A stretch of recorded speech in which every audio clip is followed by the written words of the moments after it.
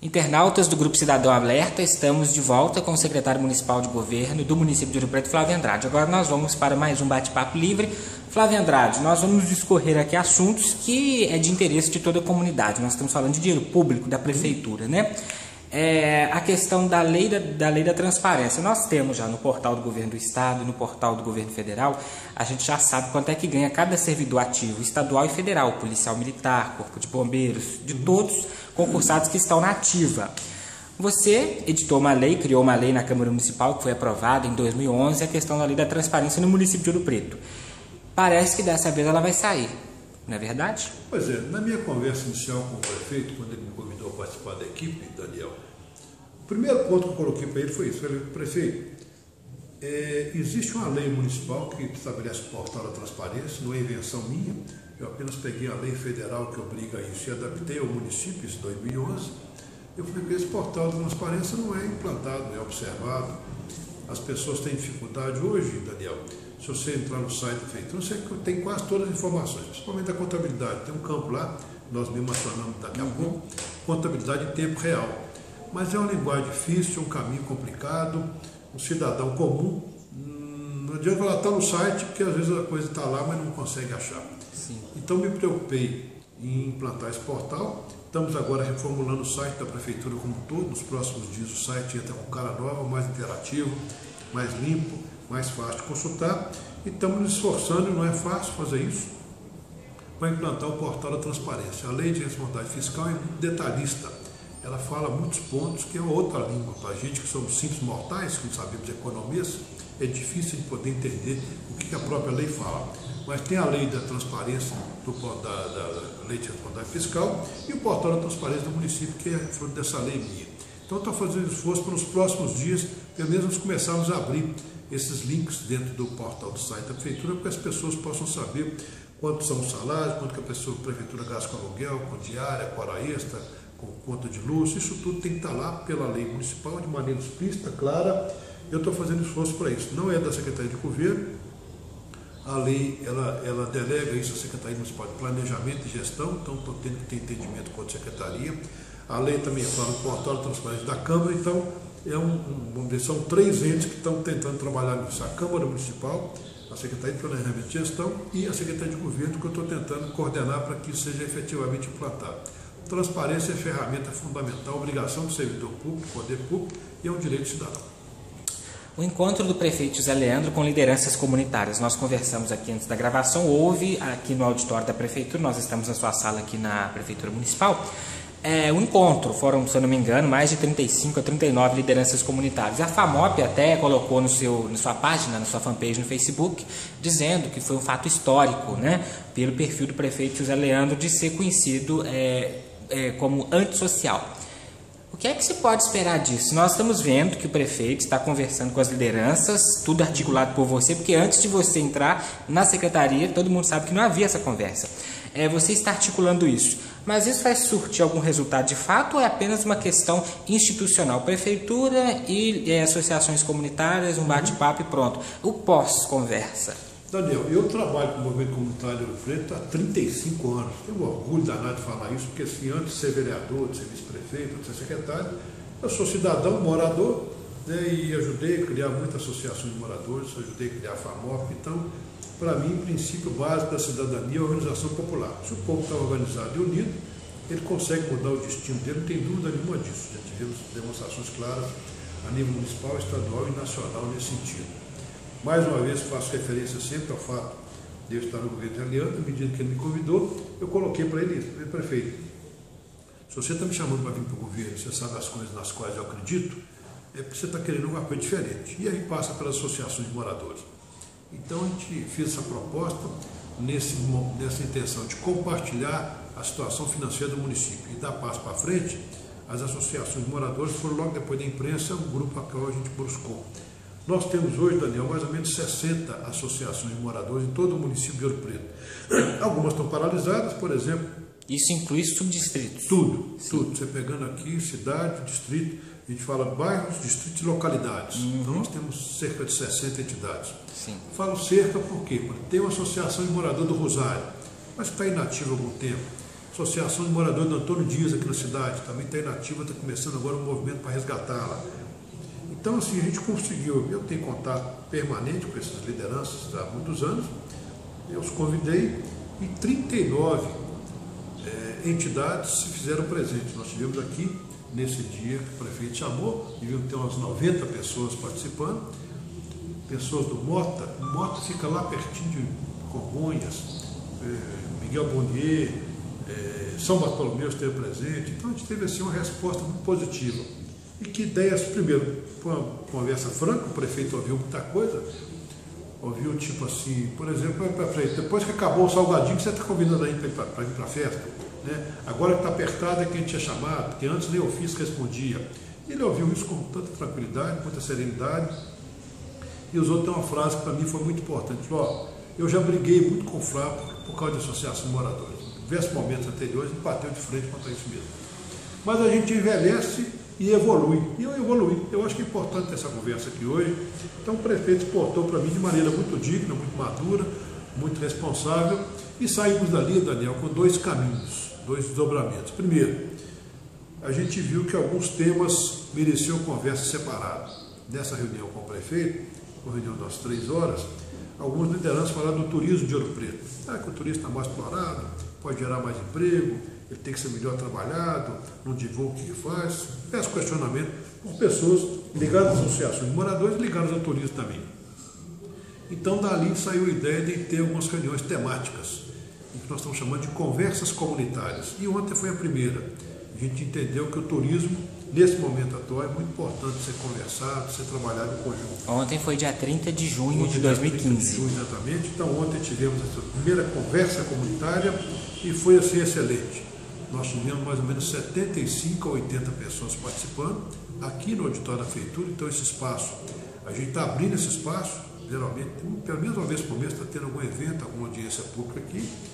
O secretário municipal de Turismo, Indústria e Comércio, Felipe Guerra, fez a explanação sobre o trabalho da secretaria e da sua equipe, e a partir daí a gente abriu um bate-papo com questionamentos, dúvidas, sugestões, críticas. Foi muito bom. A gente saiu dali com um diálogo estabelecido. Né? Ficou claro que não vamos...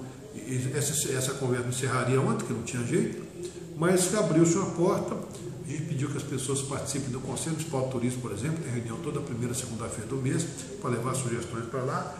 Então, o primeiro desdobramento da reunião com a Associação de Moradores foi essa, foi ter discussões temáticas, conversas comunitárias. O nome que deu é esse. Primeiro foi do turismo, vamos ter outro sobre coleta seletiva, outra sobre questão ambiental. Então, isso aí é um desdobramento efetivo.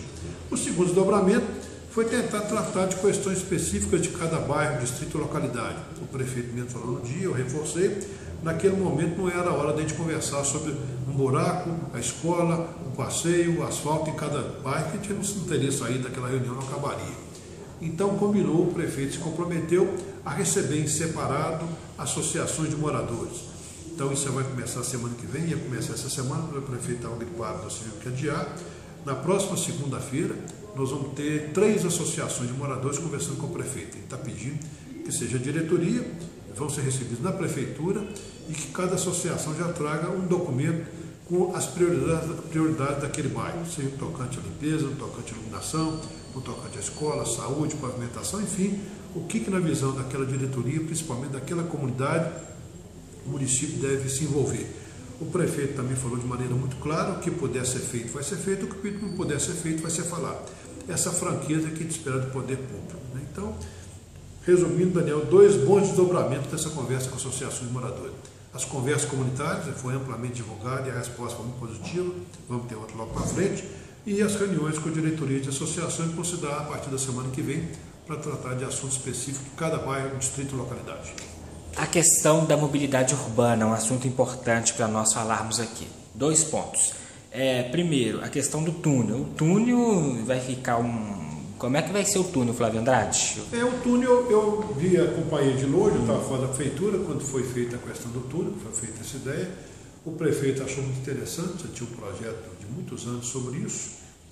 Para mim não era prioridade, a gente chegou a discutir no Conselho de Transporte e outros conselhos, porque o gargalo não é a Praça Tiradentes, o gargalo é o Alto da Cruz. Então não adiantava você ter uma facilidade de passar na Praça Tiradentes, mas o Alto da Cruz continuava congestionado. A gente está trabalhando, Daniel, no Plano Municipal de Mobilidade Urbana. Todo município que tem mais de 20 mil habitantes, como é o nosso caso, tem que ter um plano de mobilidade urbana. Como é que essa cidade vai funcionar, como é que as pessoas andam, como é que é o transporte coletivo, como é que é a segurança do pedestre, como é que é o estacionamento. Isso tudo tem que estar planejado para os próximos 20 anos.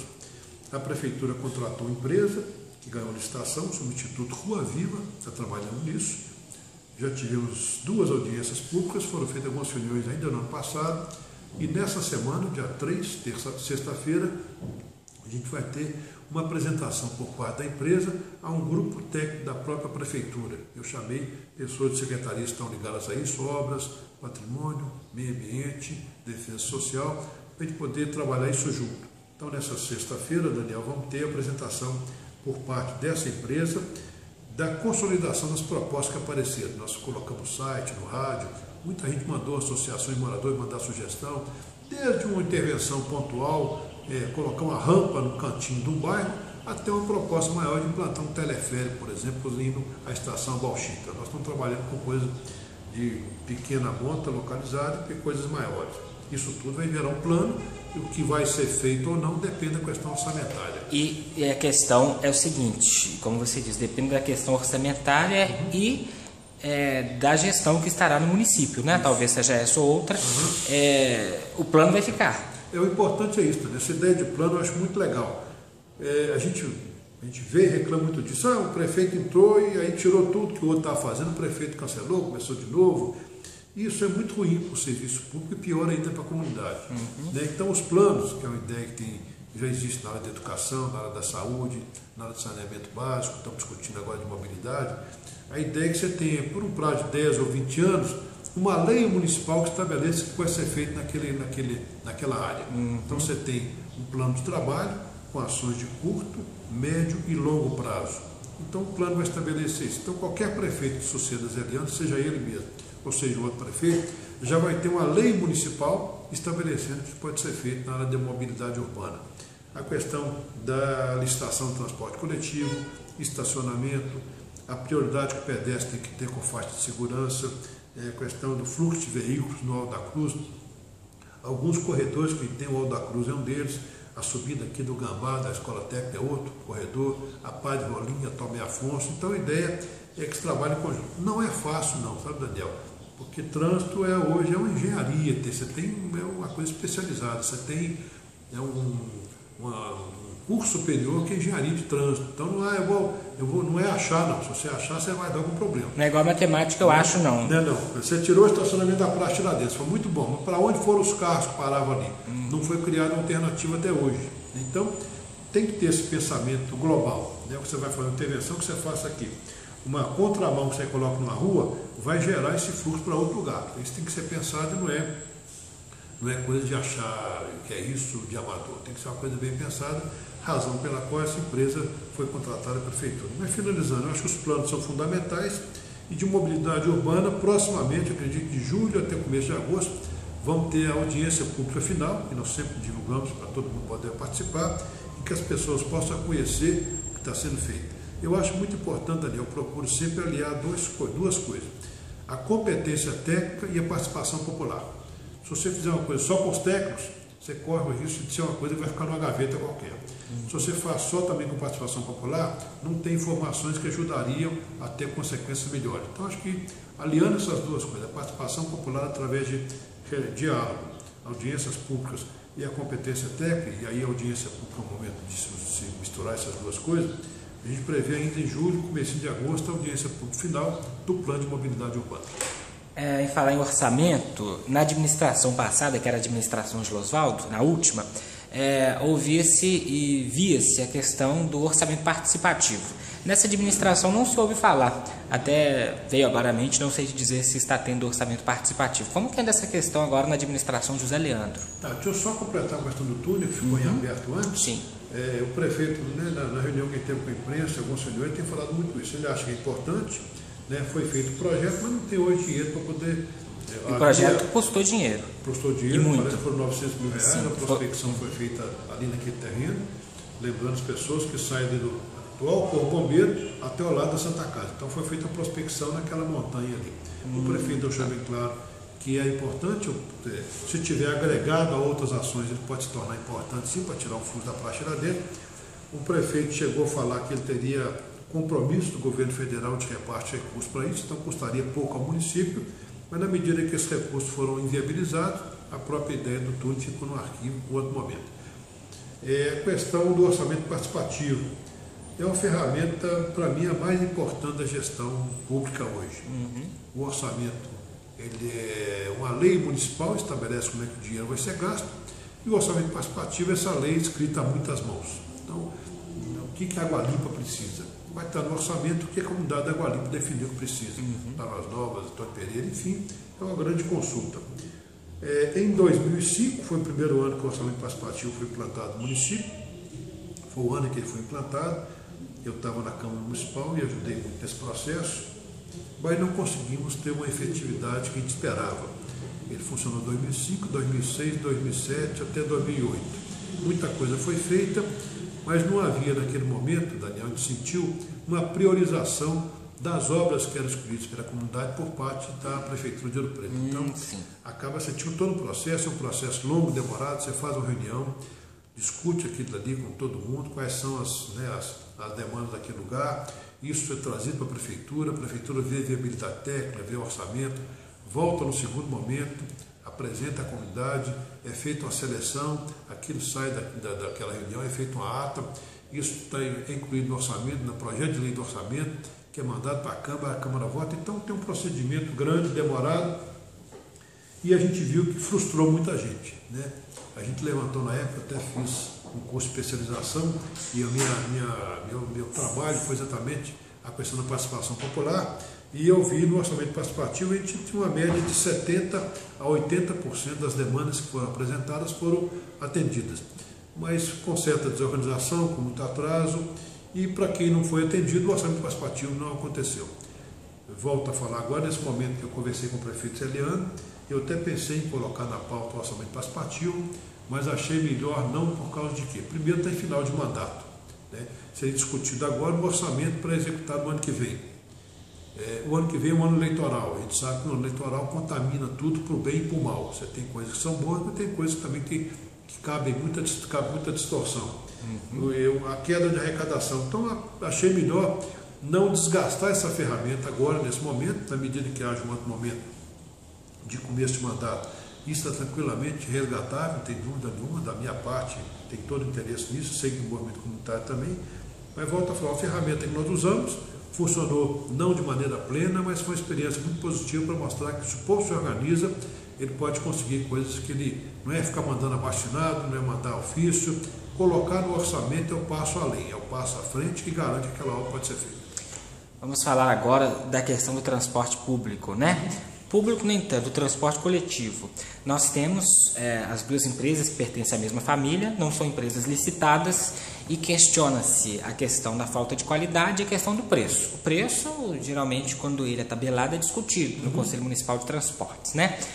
Nós precisamos de uma licitação para ter um plano de mobilidade urbana e uma mobilidade urbana efetiva. Sem licitação fica complicado, Flávio Andrade.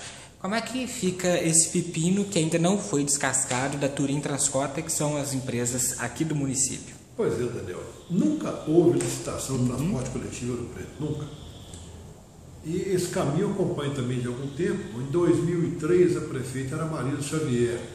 A Marisa contratou na ocasião uma empresa, BH Trans, Belo Horizonte, para fazer um diagnóstico do sistema de transporte coletivo nosso, que é, desculpa a expressão, uma zona, uma bagunça. Sim, muito bagunçado. Foi feito esse diagnóstico lá em 2003 para 2004, algumas audiências foram realizadas, me lembro de um teatro municipal da qual eu participei, e aí saiu então a proposta do sistema novo de transporte coletivo de Ouro Preto. Eu me lembro, na época, Daniel, eram 21 linhas de transporte coletivo em todo o município.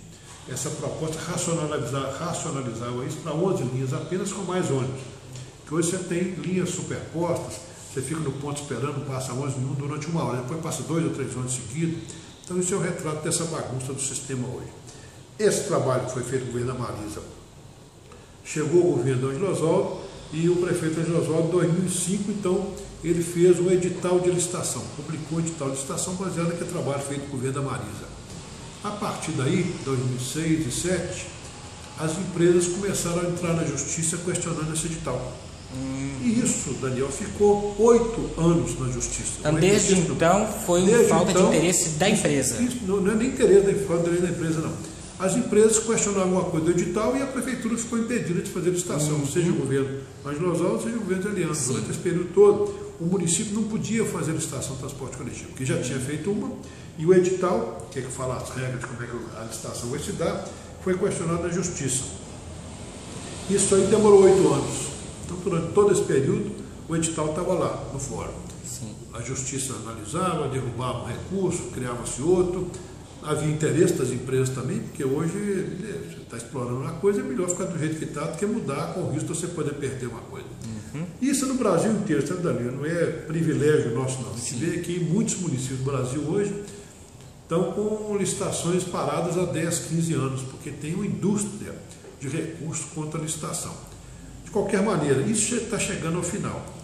A Justiça derrubou os últimos recursos, agora há 2 meses, então o edital agora está liberado para ser colocado na praça. O que está acontecendo? Esse sistema mudou muito, eu falei de vocês, 2003 lá atrás, e estamos em 2015. Sim, 12 Aquele anos. projeto inicial, já se passaram 12 anos, nesse período já teve o Reúne da UFOP, o Ouro Preto ganhou mais 5, 6 mil alunos da universidade, a cidade cresceu. Então tem que se fazer alguma adaptação naquele estudo inicial. A prefeitura contratou a Fundação Gorsex para fazer esse estudo. Esse estudo foi entregue há 1 mês à prefeitura, mas não foi o suficiente que a prefeitura precisa ainda para poder ter um edital que seja mais seguro. Então estamos agora nos entendimentos finais entre prefeitura e Fundação Gorsex para que esse edital possa ser colocado na praça. A história é longa, mas essa. Mas você acha que esse edital colocado na praça, dessa vez sai alguma licitação ou pode haver mais um recurso? Eu acredito assim, mais uma edital, contestação? o Ministério Público acompanhou bem de perto tudo isso. Então, acho que justiça, qualquer um pode recorrer sempre a ela quando se sentir injustiçado, quando se sentir prejudicado, mas um processo de 8 anos, que todos os recursos que tinham sido apresentados foram derrubados, e o Ministério Público acompanhando, eu acho pouco provável que caiba ainda alguma ação judicial por qualquer empresa, qualquer pessoa, para poder questionar. Então eu imagino, eu falo assim com muito pé no chão, eu imagino que este ano nós vamos ter essa licitação de transporte coletivo, que é a base do transporte todo. Né? Se você tem hoje, as pessoas não vão trabalhar de ônibus, porque não sabe que horas que o ônibus vai passar. O ônibus é ruim, está velho, atrasa, então a pessoa vai com o carro dele. E o sistema hoje, para mim, é o seguinte, Daniel, você tem que priorizar pedestre em primeiro lugar. Né? O cidadão tem que ter acesso a qualquer lugar e poder ter segurança. Segundo, o transporte coletivo. Para mim, o ônibus tem que passar na Praça Tiradentes, na Rua São José, na Rua Direita. Quem tem que sair é o carro pequeno, que só leva uma pessoa. Então, para você, a questão de fechar o trânsito na Praça Tiradentes, como existe em algumas cidades históricas, não é solução? Acho que não. Primeiro, aí a gente até extrapola, não é só questão de trânsito. A Praça Tiradentes é o sinal que o Ouro Preto está vivo. Essa cidade é do século XVIII e é do século XXI também. Nós estamos vivos trabalhando aqui dentro. Não é presepinho, não é né, uma Disneylandia para as pessoas virem de fora ver, não. Eu estou vivo morando aqui, você também. Então, a cidade, esse é o grande barato, o grande desafio nosso. É conciliar o século XVIII e o século XXI ao mesmo tempo. Então, assim, não tem que fechar para mim para ônibus, não. Você tem que racionalizar, organizar, disciplinar o funcionamento dele. Mas o ônibus que leva 30 pessoas tem que chegar ao centro da cidade. O carro pequeno não, só leva um, então esse carro pequeno para lá fora e pega o ônibus e vem para cá. Tem que ter um ônibus que funcione, o transporte coletivo seja confiável. Então, há muita discussão sobre fechar ou não fechar, e eu acho que você não pode deixar entrar ônibus. Pô, por que não pode deixar entrar ônibus? Porque ele é grande? Então fecha os carros pequenos, que são pequenos, mas são muitos. Né? O carro leva um. Para trazer o que traz o ônibus, você tem que ter 20 ou 30 carros pequenos passando. Então, acho que é uma questão simples, priorizar o transporte coletivo, então na linha para mim é essa. Pedestre em primeiro lugar, transporte coletivo em segundo, e o transporte egoísta individual que a gente usa em terceiro. Flávio Andrade, muito obrigado pela interação, nossa conversa livre, vai haver outras oportunidades, nós vamos conversando mais, ainda mais quando sair esse edital de licitação, não vai faltar assunto para a gente. Tenho certeza. Eu conversei com o secretário municipal de governo, Flávio Andrade.